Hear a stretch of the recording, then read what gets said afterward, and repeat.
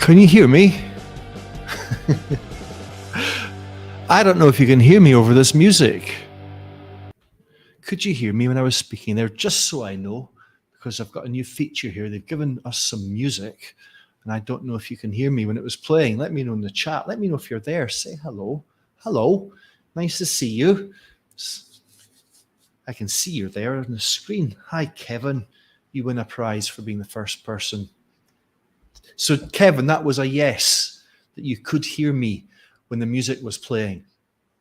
Great. Hello, Andrea. Hello, Tatia. Lovely to see you. My name's Jamie, in case some of you don't know. And if you're watching this live, not live, sign up below so you can get the next one live.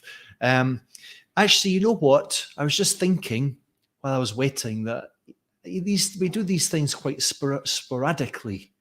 I think it'd be nice to commit. So I was thinking of doing it every Thursday, going live at this time, 6 o'clock Barcelona time. What do you think of that? Is that a good idea?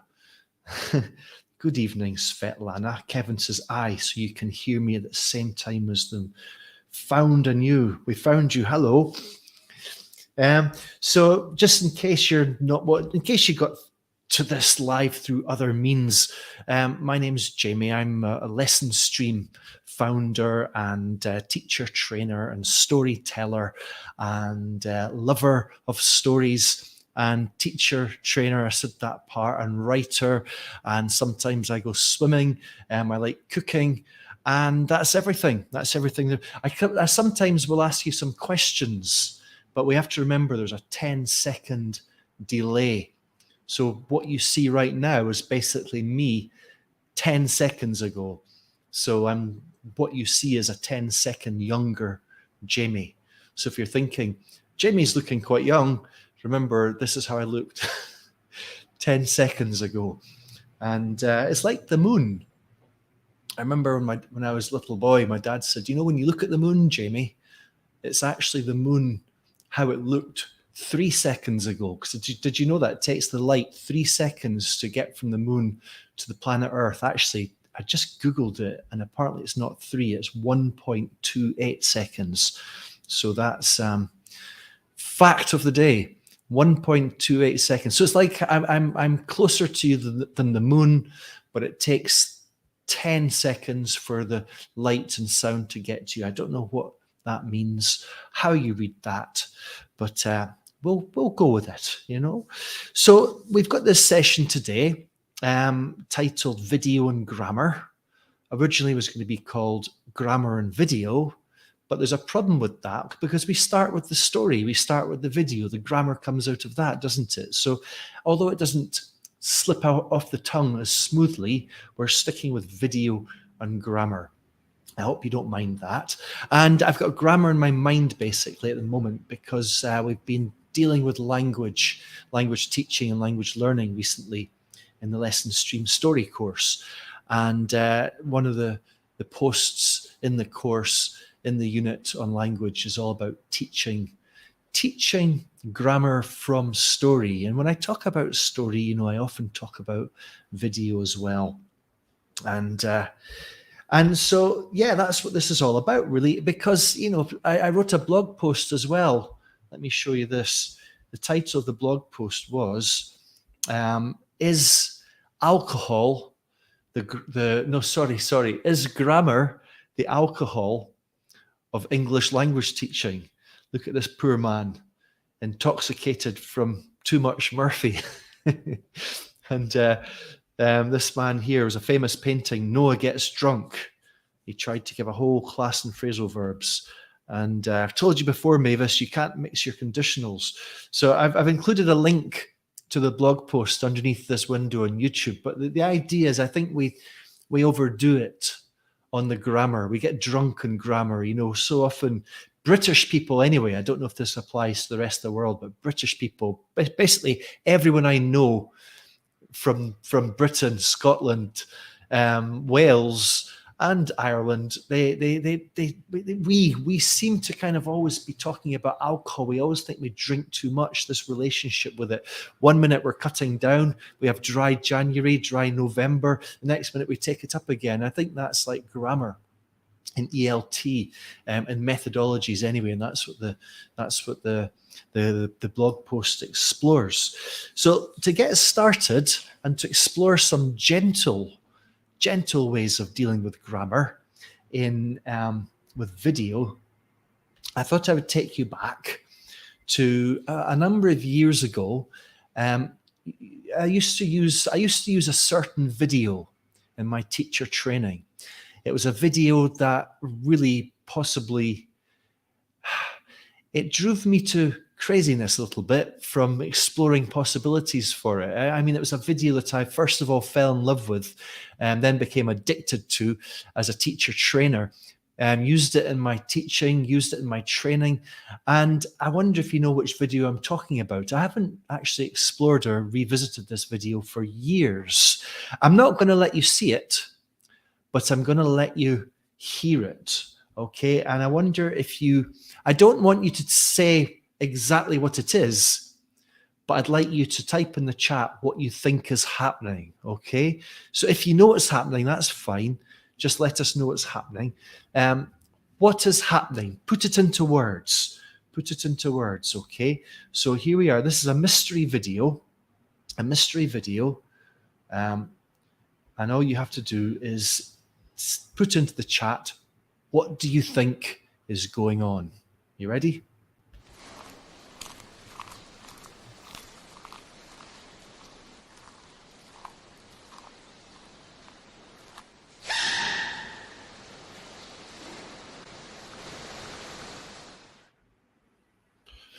I'll play that again, just in case you need to hear it twice.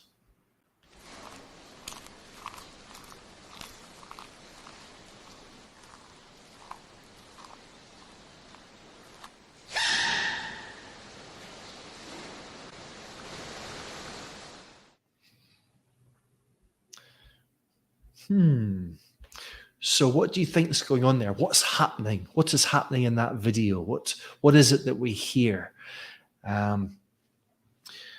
Waiting for some comments here. Bearing in mind there's 10 seconds. Somebody is walking, says Tatya. Somebody walking and says found anew. And so that is the kind of, because there's two parts of this video, aren't there? There's the foreground noise, which I assume is what you're referring to when you say Tatya and found anew, that somebody is walking. So quite a lot of people say. Andrea suggests that maybe someone is munching food. So this is a good starting point. In fact, I've tried this on many people, and I know from my experience that people tend to fall into two categories: those who think it's somebody walking, and those who think it's somebody eating. So this is very interesting. Kevin thinks somebody walking up to a window and then seeing something that makes them feel relieved. Was that the sound, Kevin, of relief? That little kind of yelp, that little screech, that was the international sound of relief, was it? I wonder what it was that the person saw that made them feel relieved. Great. Somebody is walking, munching food at the same time, and then there's a bird, Karen says. Now, I've been asking this question. I mentioned I've been using this video I used it for years and years. I created all these different ideas, all these different teaching ideas and activities and lesson plans, different activities based on the same video. This was one of them. I used to film people as well. So I'm going to introduce you to some of my colleagues here.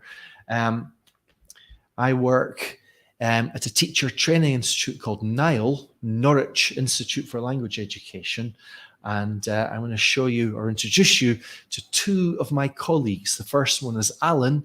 The second one is Joe. And the third one is a teacher. I think her name was Anna, that I filmed at a conference around 2015. And this is their theories about what's going on in that mystery video. Here they are.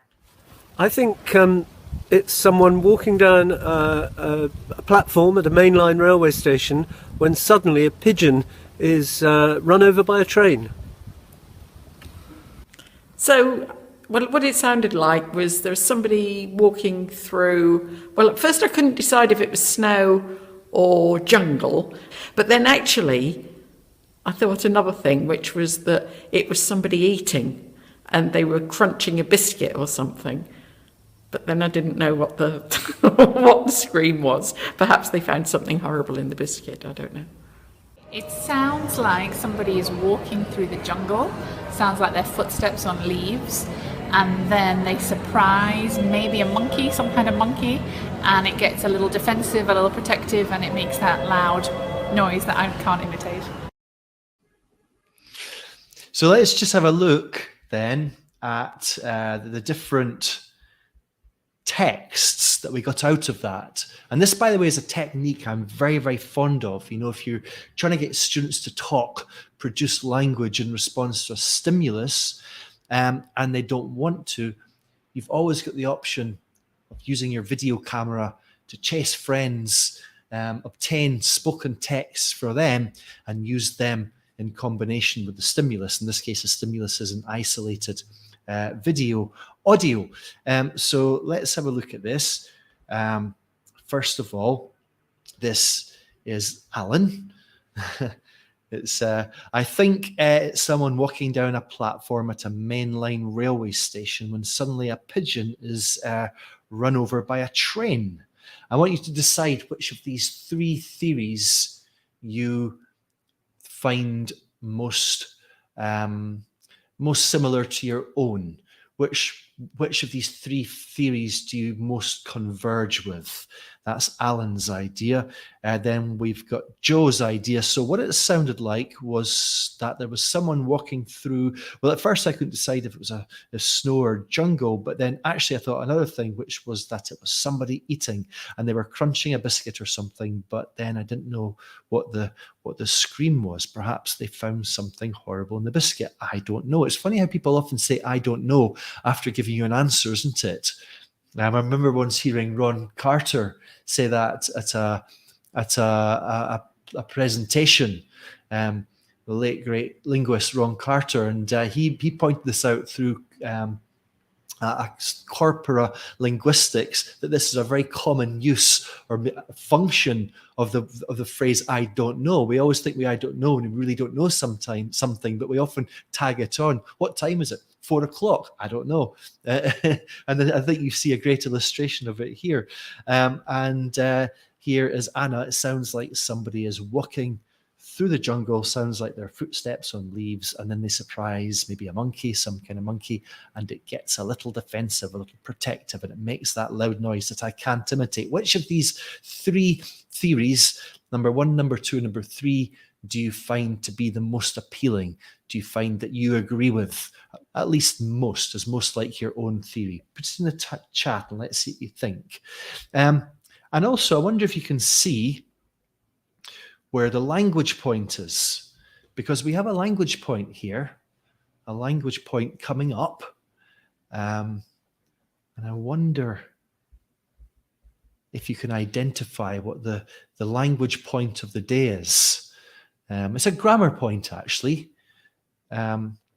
It's funny, isn't it? I said that most people will decide it's either walking, footsteps, or eating or munching, and you saw that in these three subjects, didn't you? Alan thought walking, Joe thought eating. She thought walking first, but then she changed her mind, and Anna thought walking, although the places were very different. So we've got Kevin agrees with Anna, found a new, also Anna.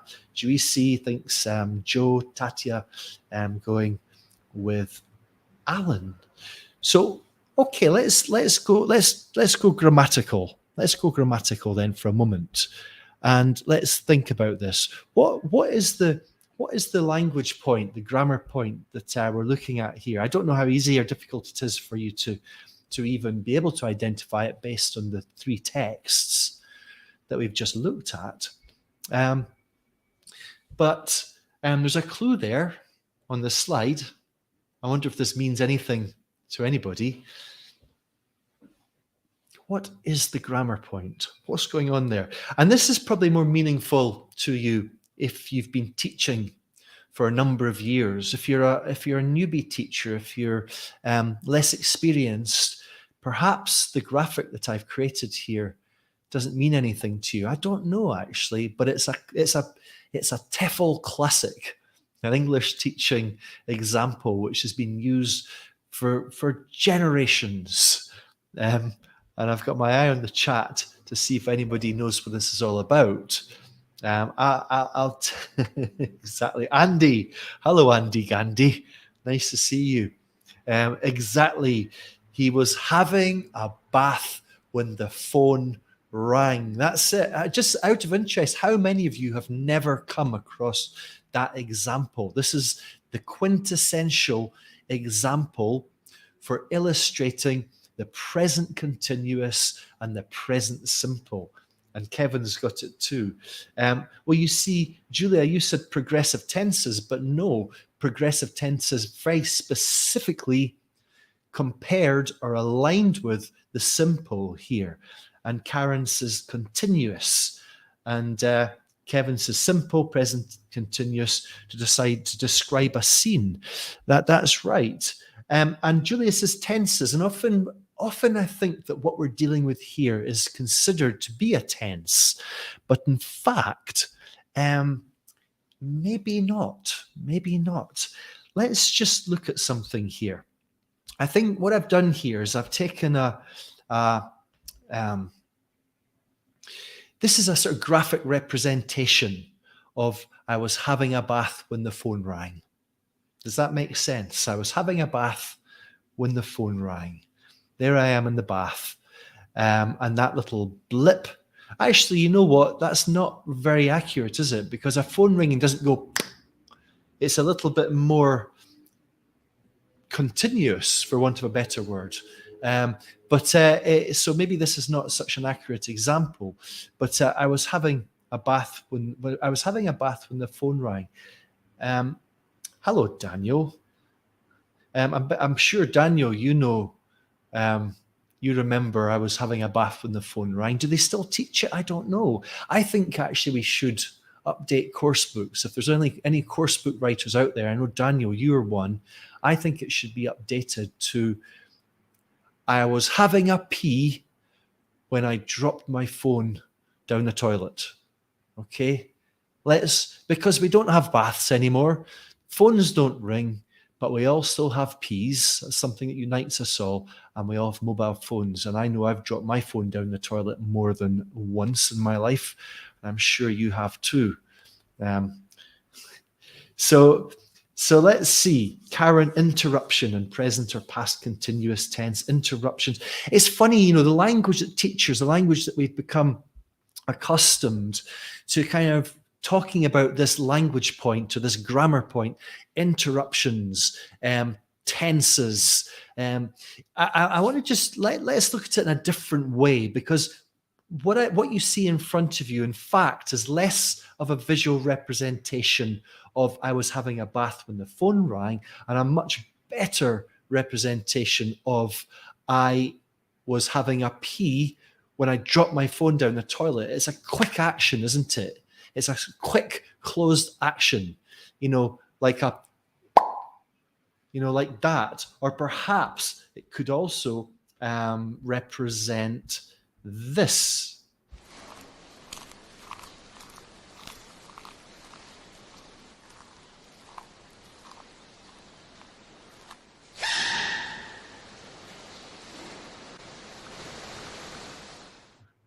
And let me just show you the video, because I know some of you want to see it. And I know if I don't show you the video, it'll be distracting. So this is the video. This is the famous sneezing baby.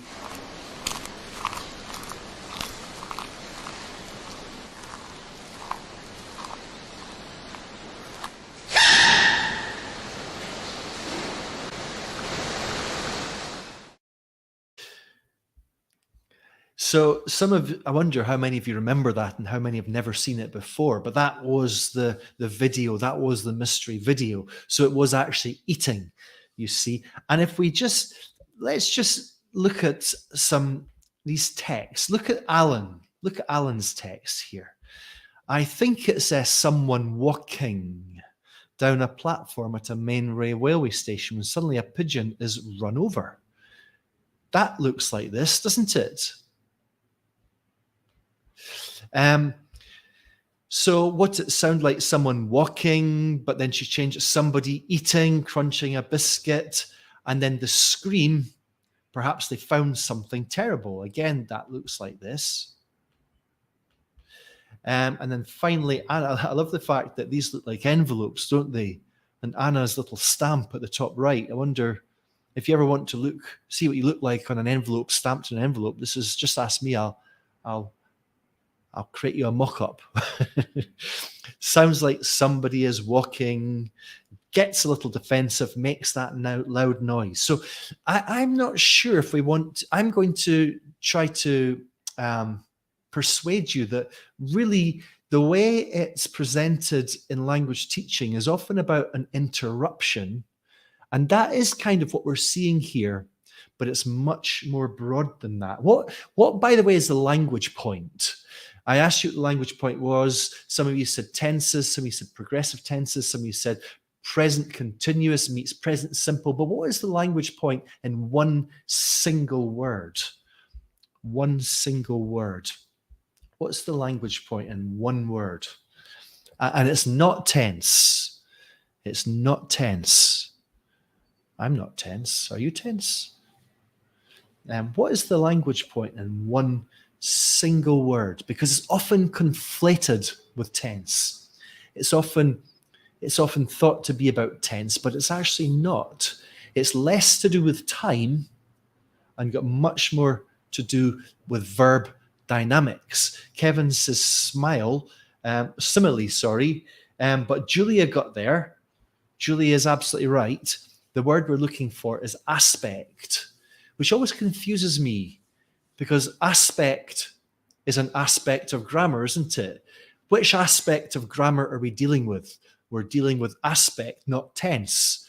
And what's your favorite aspect of grammar? Aspect. It's like almost as if there was a flavor called flavor. What's your favorite flavor? My favorite flavor is flavor. You know, it's confusing, but you're with me, aren't you? Don't get confused. Aspect in grammar refers to the kind of dynamics of the verb. In this case, we can look at verbs if they're closed or open. So if it's, we're talking about back to the sneezing baby panda, there's lots of openness, the background noise, the background events, the continuous events, the walking, the munching, the crunching, the eating.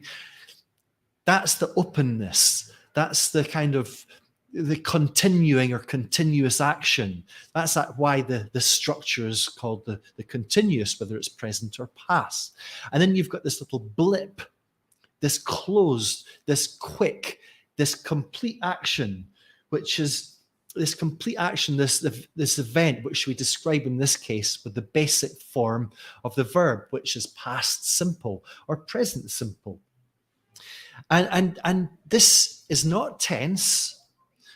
This is aspect. When you compare the present continuous to present simple, generally speaking, we're dealing with aspect. And yet they're so often conflated. And I can see that Carol and Karen also identified this as aspect. So just quickly back to these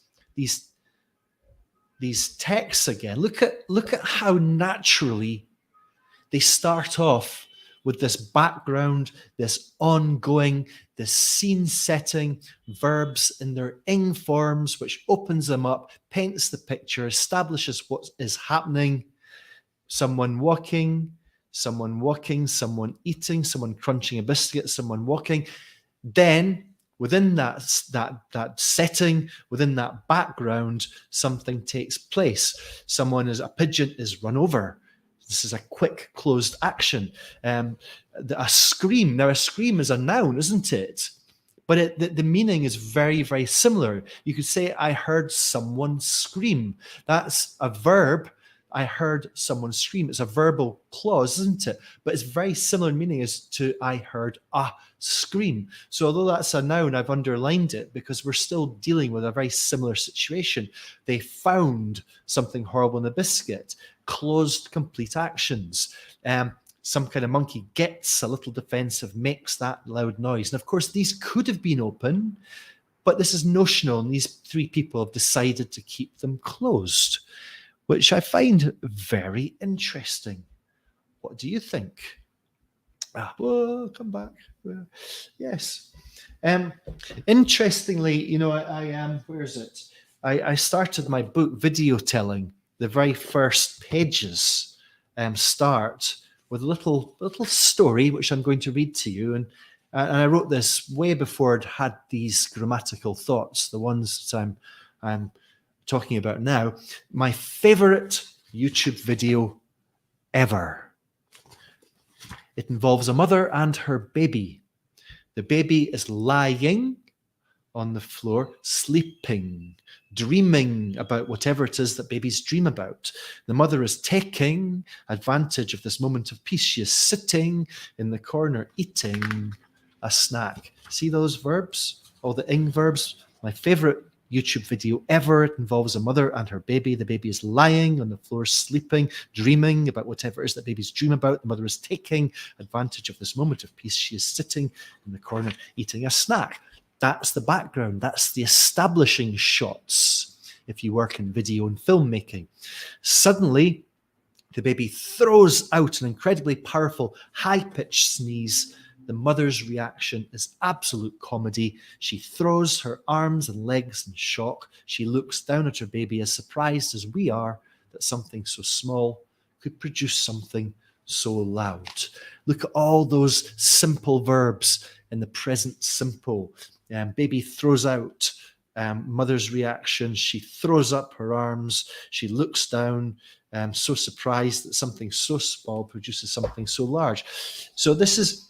Julia says, what do you mean by notional? Wow, you picked up on that word. I actually used that word without being 100% sure if it was the correct word to use. And so if anyone's watching and they know, it'd be great to know. As far as I understand notional, it's an idea. This is how I understand it. Notional it's less about what's right and what's wrong and how something should be used. And it's more about how you perceive it and how you want to communicate it or interpret it. So an idea of something that notional, a student might say, do you say, I saw you, I heard someone screaming, or I heard someone scream. I heard a panda screaming or sneezing. I heard a panda sneezing, or I heard a panda sneeze. Sorry, let me start again. A student says, do you say, I heard or I saw a panda sneezing, or I heard a panda sneeze? And you're going to say, well, probably more likely you're going to want to say, I heard a panda sneeze, assuming it was only one single sneeze. But you don't really know. You might want to, in your mind, you might be thinking of the kind of openness of the verb for whatever reason. You might be thinking, you might have an image in your mind of the panda that's mouth open, and you might be seeing this verb opened up, and this is notional. This is how you interpret it. So you say, I heard the panda sneezing. I heard the panda sneeze.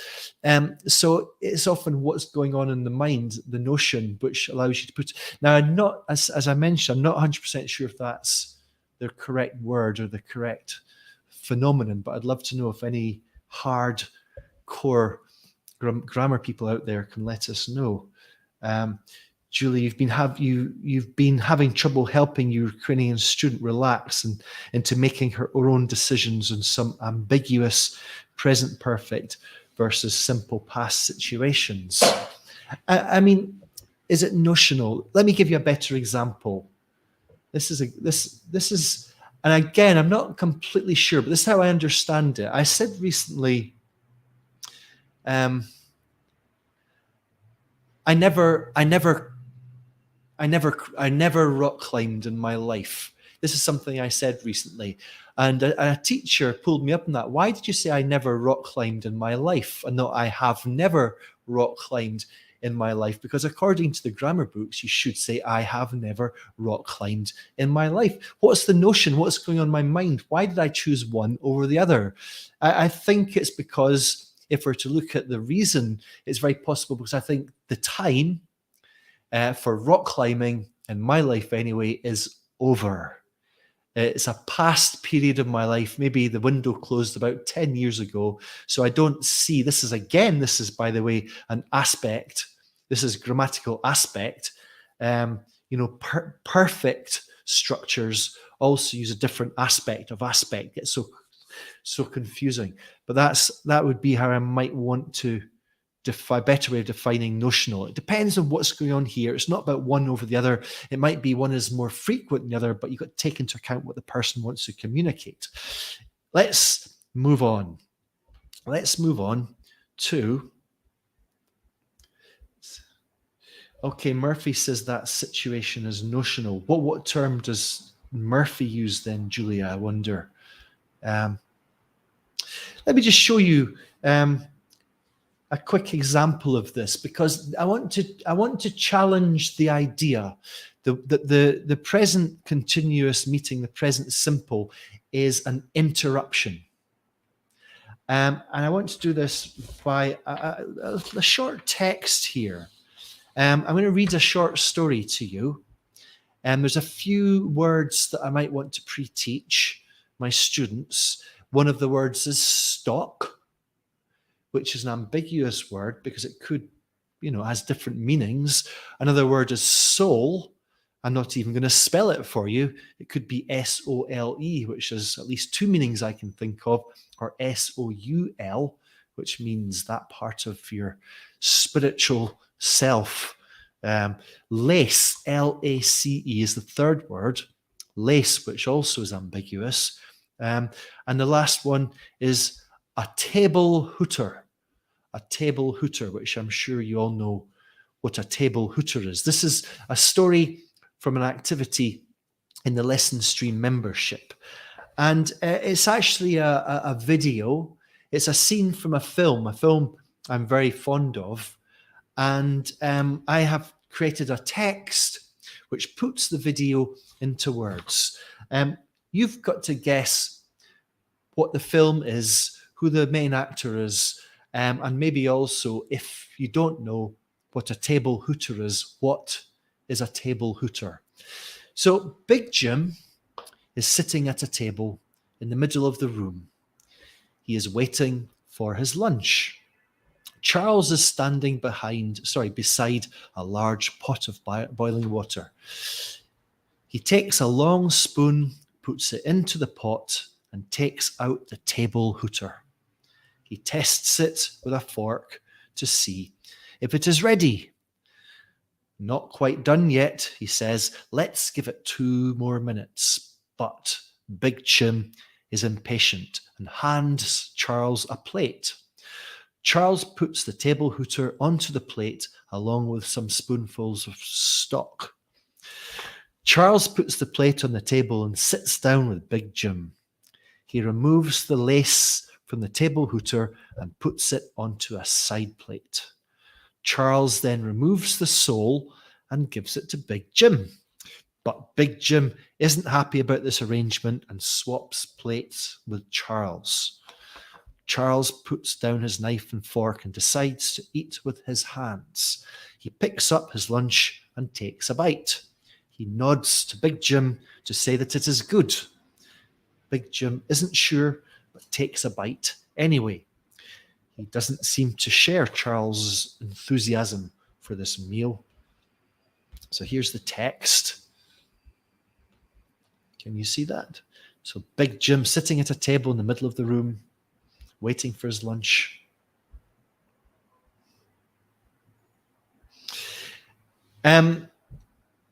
So I've chosen this text because I had a look at a few stories from different lesson plans in the lesson stream membership in the story bank.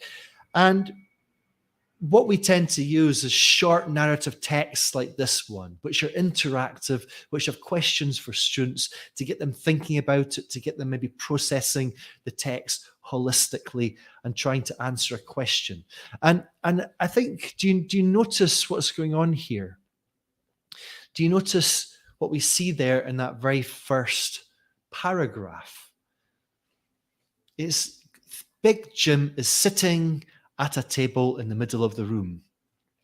He is waiting for his lunch. Charles is standing beside a pot of water. Do you know, by the way, what this film is and what a table hooter is? This is a film called The Gold Rush, Charlie Chaplin. This is possibly one of the most famous scenes from the film and one of the most famous scenes from Charlie Chaplin, I guess. There's Charlie Chaplin standing beside a large pot, which is a bit out, just out of the shot. There's Big Jim sitting at a table in the middle of the room, waiting for his lunch. I mentioned this term before. If you work in cinema or video making, this is an establishing shot. It sets the scene. It shows you where we are. It lets you see who is involved, what is involved. This is a perfect example of an establishing shot, although you can't quite see the large pot. So I guess in that case, it's not a perfect example. Maybe that's why directors went wider, went into 16:9 aspect ratio to give themselves better establishing shots. But you can create a kind of a parallel between an establishing shot in one hand and what we can call a setup in a story. In a story, the establishing shots are what we call the setup. The setup is when you start the story, you set the scene, you mention the people, the when, the where, the what, the when, the where, and the who, and then into the action. And this, let me get back to text in a moment. There he takes out, what does he take out? He takes out the table hooter, which Andy knows this. So does Hello Anne from Moving English. And yes, the table hooter is an anagram. What's the anagram exactly? There you can see. He tests it, see if it's ready. So let me just read this text again and we'll go through what I'm trying to say here. So Big Jim sitting, open verb, in the middle of the room, waiting for his lunch. Charles is standing beside a pot. Those are the only three continuous structures in this story. And I didn't write this story with grammar in my mind. He takes a long spoon, puts it into the pot, takes out the table hooter, tests it with a fork to see if it is ready. Not quite done yet, he says. Let's give it 2 more minutes. But Big Jim is impatient and hands Charles a plate. Charles puts the table hooter onto the plate along with some spoonfuls of sock. Oh, look, we've been spammed by new adult dating chat. And I've just given them a shout out. Well done, Jamie. Andy, can I block? Yeah, block user. Cool. Block user. Nice. I've always wanted to do that. Put user in timeout. Yeah. Andy's absolutely right. The table hooter is anagram for leather boot. So that's exactly what's going on here. This is what we may be getting back to, especially in the United Kingdom. In any case, so I'm glad I'm not there and eating our leather boots. It's incredible how Charlie Chaplin takes something so tragic and finds the comedy in it, because comedy and tragedy are always two sides of the same coin, or if they're not, they're very, very close together.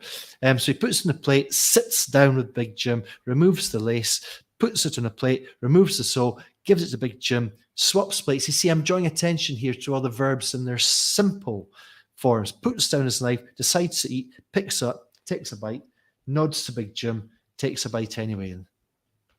It's great when he treats the lace like a piece of spaghetti. That's one of my favorite parts. Look at that. So there, I've just underlined all the verbs here, and to give you an idea. So you can see it's not really an interruption, is it?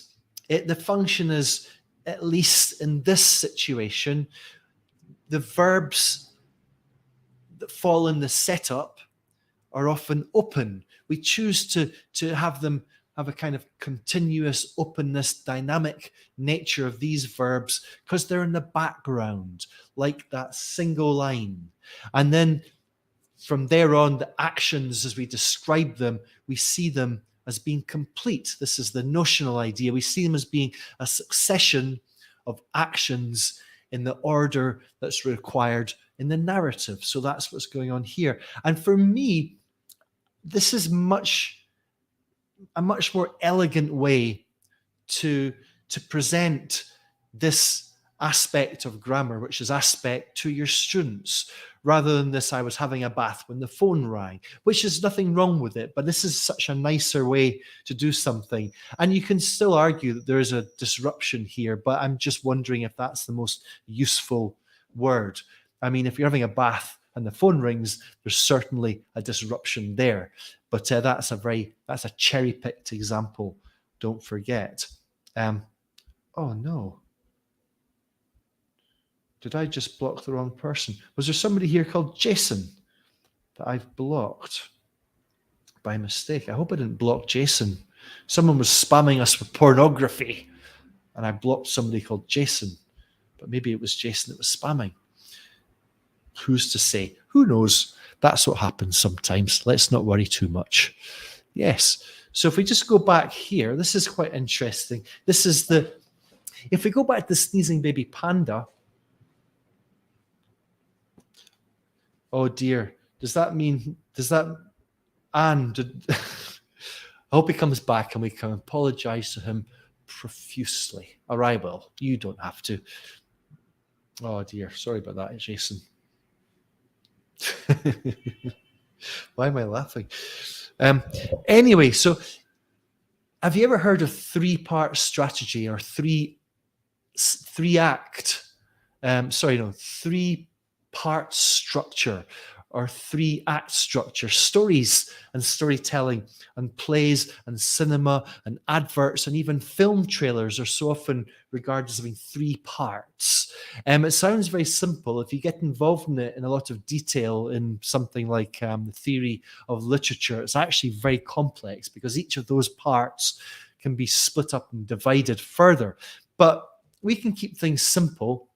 And we can describe those three parts as the first part being a setup, the second part being a conflict, and the third part as being a resolution. So if you look at the sneezing baby panda, the setup is the scene, the background, the people, the animals, the sleeping, the lying, the dreaming, the sitting in the corner, the taking advantage of the moment of peace, the eating the bamboo, etc., etc. That's all the setup.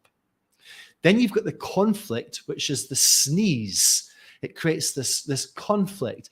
And then the resolution, what happens next is the mother gets a huge shock, but then the resolution, she realizes it's just a sneeze. She picks up her baby and kind of relaxes back into the tension. We can use this sneezing baby panda to illustrate a simple form of three-part structure. And so the idea here is that in short stories, at least in the type of short story that we use in Lesson Stream, very much the setups are rich in these ing form verbs, openness, background verbs. And I want to just demonstrate this with one last story. And this is a story called Audrey. And this is, if you're in the Lesson Stream membership, as I know a few of you are, looking at you, Anne and Andy, and who else have I missed? This is coming. This is a lesson that's coming.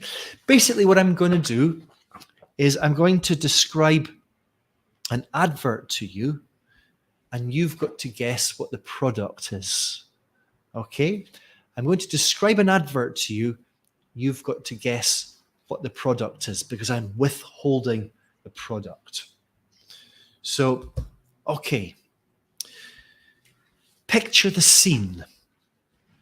Actually, I'll just make myself large screen. So picture the scene. A chic Italian seaside town in the 60s.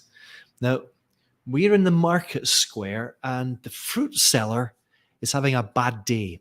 We don't know exactly what's happened, but his stall has overturned and there are melons and pineapples all over the road.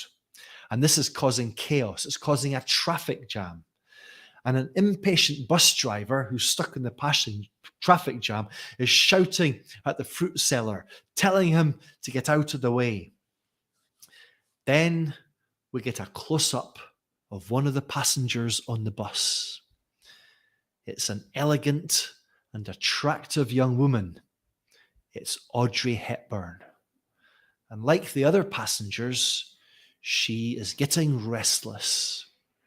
They can't continue their journey until the fruit stall problem is resolved. That was the setup. That was part 1. Moving on now to part 2, which is the conflict, and it starts like this. An expensive-looking sports car pulls up beside the bus. It's a silver convertible with a very handsome driver. He notices Audrey Hepburn on the bus. He catches her eye and smiles at her through the window. Audrey Hepburn smiles back. Moon River starts to play. Moon River, da da da da da. I should have learned the words before doing this, but I didn't. Sorry for that. That was the conflict. We're left with a question. Should she or should she not? Of course she does. Part 3, the resolution goes like this. Audrey hesitates for a moment, then she decides to accept the offer. She gets off the bus, and as she passes the bus driver, she takes the hat off his head. And instead of getting into the front of the handsome man's convertible car, she gets into the back. She takes a back seat and puts the bus driver's hat on the handsome man's head. At first, the handsome man is confused, but then he realizes what's going on. He smiles and they drive away. Audrey Hepburn sits back and enjoys the breeze. Moon River fades out. Moon River. Da, da, da, da, da, da, da, da, da. That was a fade out.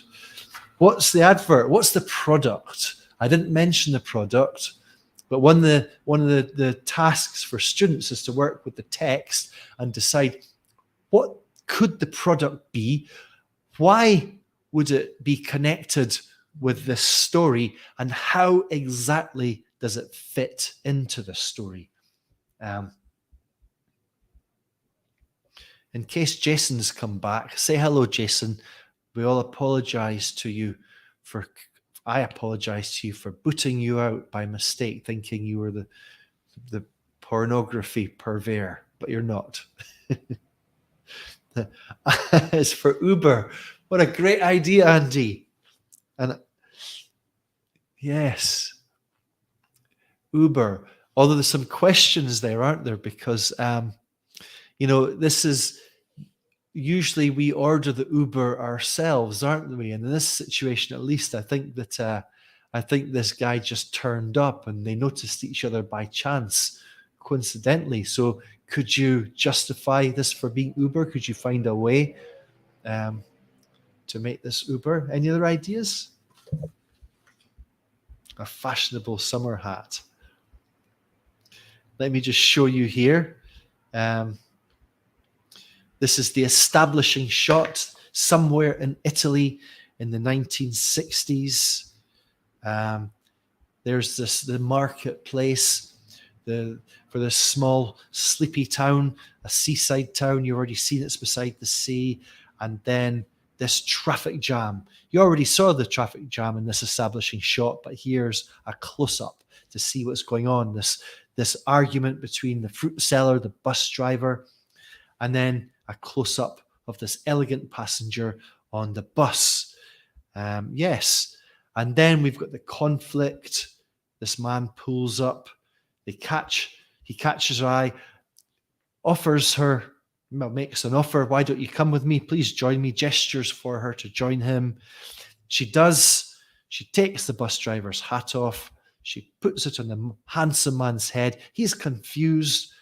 Then he realizes what's going on, and they drive off and find a sunset, I'm sure, and found a new suggestion. It could be for a fashionable summer hat. I like that idea as well. It's actually, and it's interesting, it's actually for a chocolate bar. You see, I made no mention of it, and I selected my images very strategically so as not to give the game away. It's Dove. It's quite interesting because the first time you see the product appears twice. The first time is, I suppose the story is, she's thinking, as you would if you go on a journey, if you're on a bus and you take a little treat with you. In this case, it's chocolate. And you're thinking, when am I going to eat my chocolate? And she's thinking at the point of the traffic jam, she's thinking, maybe this is the time. So she opens her purse, looks inside. We get a close-up of the product. But then the handsome man arrives. And of course, she decides, no, this is not the time to eat a chocolate. There's more, there's better things happening. So she takes this man's offer, gets into the back of the car, and as they drive away, as she sits back and enjoys the breeze, then she says, no, this is the moment to enjoy my chocolate. And that's when she opens the bar, breaks a piece off, and puts it into her mouth. Just look at this. The reason I've chosen this again is just to give you one more example of this. This is the setup. Look at all the verbs that were used: having a bad day, causing a traffic jam, shouting at the fruit seller, telling him to get out of the way, getting restless. And again, I did not write this text with this language point in mind. In fact, there's a good example also of a present perfect structure. We don't know what has happened, I said. We don't know exactly what has happened, but the fruit seller's stall has overturned. So 2 examples of the present perfect. It's very important to stress this, that stories, teachers often take a story and say, oh, I'll use it to teach the present simple. Or, and story texts, I would love to speak to a linguist who could tell me the answer to this. In any narrative text, I would like to know what the proportion of simple verbs to progressive verbs to perfect verbs is. And I would guess it's something like 2% perfect, 5% progressive, 92% simple. That's my guess. Look at the conflict here. Pulls up, notices, catches, smiles back, starts to play gestures, hesitates, decides, gets off the bus, passes. That's the idea. You get the idea here. So let me just say it again. Often when teachers are working with narrative texts, they focus in on the simple. But I would never, ever, ever want to use a narrative text without drawing attention to all 3 of these: the perfect, the continuous, and the simple. Don't let the fact that the simples dominate be the ones that dictate. And when I'm talking about this, we can change our language. We can talk about, rather than the present simple, we can talk about the simple narrative, or the past narrative. And so I think this is a really, really nice way to give students a really solid understanding of how these structures are used and what exactly aspect is. Whether or not you choose to use that terminology is completely up to you. Let's wrap up, shall we? Let's wrap up. I'm just want to show you something here. I mentioned before that these are activities from Lesson Stream membership. Unusual Lunch is there. Audrey is coming soon. Mr. W, you may be familiar with this. I was going to possibly show you this one as well, but That would make this too long. So I'm not, but there's some nice grammar in that one, another video activity. All of these activities, there's about 112 story-based activities in Lesson Stream now, and you can get instant access to all of them as soon as you join the Lesson Stream membership. And as well as these teaching resources, you access the community, webinars and guest webinars and social events, and the Fishbowl Forum online, which is where all the networking happens. And then very importantly, you get access to the Lesson Stream story course, which is, if anyone, I know, thank you, Andy. Just reading the chat there. And this is for, learning how to use story, developing your storytelling skills, and taking away lots of ideas. And to join, there's a link underneath the video in YouTube. You'll find that. Or go to YouTube, go to lessonstream.org. And I don't know why that's a bit fuzzy, but it is. That little button at the top right will take you to the membership. And if you click there, if you haven't ever done it before, this will add you to the Lesson Stream mailing list, and you'll get my story posts. And look, there's Anne. Anne, such a lovely person to have in the Lesson Stream membership, Anne. And thank you very much for saying, look at him, just do something clever. Look, Anne says, thanks, Jamie. I highly recommend joining the Lesson Stream membership and story course. I completely forgot I can put your comments on the screen until this last moment, but I'll remember for next time. So as I mentioned, let's try and make this a weekly thing. I'll confirm in an email next Thursday at the same time. I'm going to have my dinner now. I'm sure some of you will do the same. Thank you so much for tuning in. Thank you so much for your comments, for your enthusiasm. And I look forward to the next one. All right. Have a lovely Thursday evening and enjoy the rest of your night. All right. Bye-bye now. Bye.